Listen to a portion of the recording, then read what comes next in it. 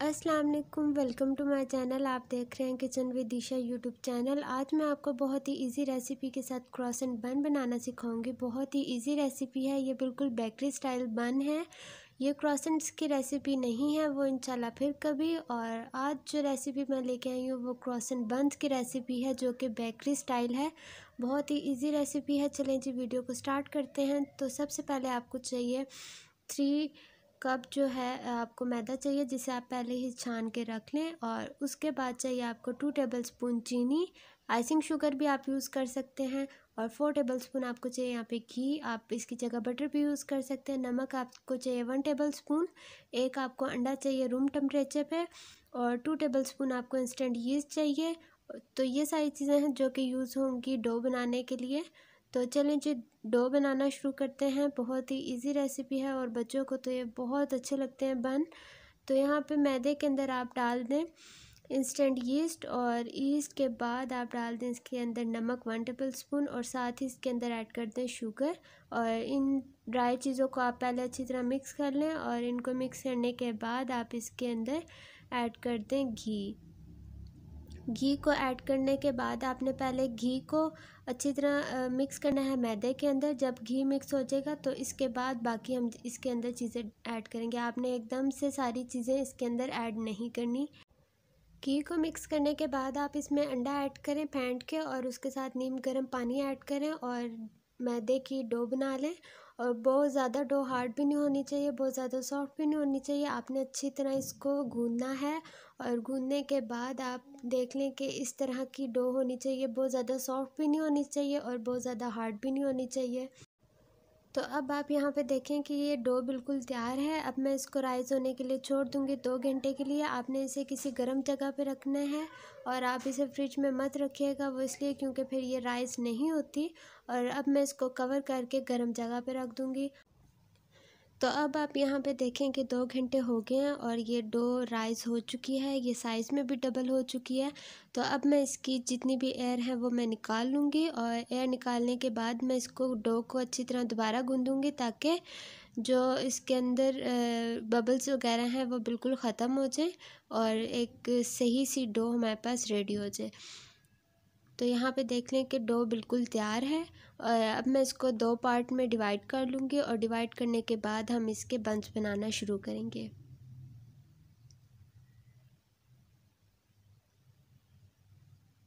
तो अब आप इस डो को 2 पार्ट में डिवाइड कर लें, और डिवाइड करने के बाद आप अलग अलग पेड़े बना लें। और उन पेड़ों को बनाने के बाद आपने एक रोटी बेलनी है। बहुत ज़्यादा मोटी भी नहीं होनी चाहिए और बहुत ज़्यादा पतली भी नहीं होनी चाहिए। और इतने बड़े साइज़ की आपने बेलनी है कि जितना बड़ा हम पिज़्ज़ा बनाते हैं इतने साइज़ की कम से कम होनी चाहिए। और यहाँ पे आप देख लें कि ये डो बहुत ज़्यादा मोटी भी नहीं है और बहुत ज़्यादा पतली भी नहीं है। आपने बिल्कुल नॉर्मल साइज़ रखना है। इसके बाद आप इसको कट कर लें। जैसे हम पिज़्ज़े की स्लाइसेस करते हैं, आपने सेम उसी तरह इसको काटना है। आप नाइफ़ से भी काट सकते हैं, और अगर आपके पास कटर है तो आप वो भी यूज़ कर सकते हैं।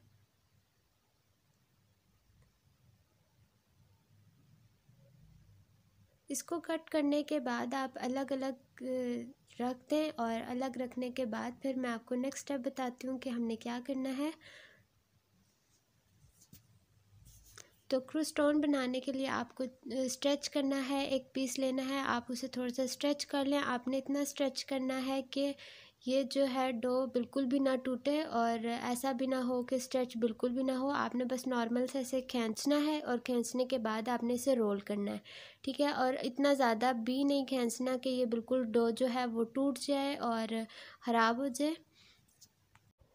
आप इसका साइज़ छोटा बड़ा अपनी मर्ज़ी के मुताबिक कर सकते हैं। अगर आपको बड़े बन चाहिए तो आप जो है रोटी वो बड़ी बेल लें, तो आप बड़े बन बना सकते हैं। और अगर आपको बन ज़रा छोटे चाहिए तो आप छोटी रोटी बेल लें, और फिर बन्स जो हैं वो खुद ब खुद छोटे साइज़ के बनेंगे। और इसी तरह आप तमाम बन्स को तैयार कर लें। ये बिल्कुल भी मुश्किल नहीं है, बहुत इजी सी रेसिपी है। और यहाँ पे अब आप देख लें कि मैं बेकिंग ट्रे पे बन्स को रख चुकी हूँ, और बन्स के ऊपर आपने एग की एक बार कोटिंग करनी है। और यहाँ पे ऑयल या बटर या आप घी ले लें, किसी भी चीज़ से बेकिंग ट्रे को आप ग्रीस कर लें। उसके बाद आप इन बन्स को उसके ऊपर रख दें, और के ऊपर लगाने के लिए आप ब्लैक वाले तिल भी ले सकते हैं। अगर वो नहीं है तो आप ब्लैक कलर की जो कलौंजी होती है आप वो भी ले सकते हैं। अगर वो भी अवेलेबल आपके पास नहीं है तो फिर आप सिंपल जो है वो वाइट वाले तिल भी यूज़ कर सकते हैं। तो आपकी अपनी मर्ज़ी है कि इन तीनों चीज़ों में से आपने क्या चीज़ इसके ऊपर लगानी है। और तिल वगैरह या कलौंजी कोई भी चीज़ आप लगाएंगे उसे लगाने से पहले आपने एक बार अंडा इसके ऊपर ज़रूर लगाना है, ताकि इससे ऊपर का कलर भी बहुत अच्छा आए। इसके बाद अब मैं इसे बेक करूँगी ओवन में 20 to 25 मिनट्स के लिए। अगर आपके पास ओवन नहीं है तो आप इसे देगची वगैरह में भी बेक कर सकते हैं। अब मैं इसे बेक करूँगी 350 फ़ारेनहाइट और 180 सेंटीग्रेड पे। और ओवन में जब आप बेक करेंगे तो आप इसे मिडल रैक पे रख के बेक करें, ताकि इसका कलर नीचे से भी अच्छा आए और इसका कलर ऊपर से भी अच्छा आए।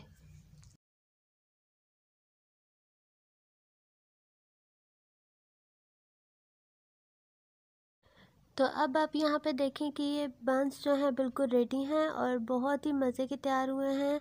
नीचे से भी इसका कलर बहुत अच्छा आया हुआ है, ऊपर से तो आप देख सकते हैं कि कितना प्यारा इसका कलर आ चुका है। और ये कलर अंडे की वजह से आया है। मैंने भी अंडा एक बार इसे ब्रश किया था इसके ऊपर तिल लगाने से पहले। और अब आप देखें कितने मज़े के सॉफ्ट बने हैं। और आप इस रेसिपी को ज़रूर ट्राई कीजिएगा। और अगर आपको ये वीडियो अच्छी लगी है तो वीडियो को लाइक करें, चैनल को सब्सक्राइब करें। और अब मैं मिलूँगी आपको अपनी न्यू वीडियो में और न्यू रेसिपी के साथ। तब तक के लिए इजाज़त दें। अल्लाह हाफ़िज़।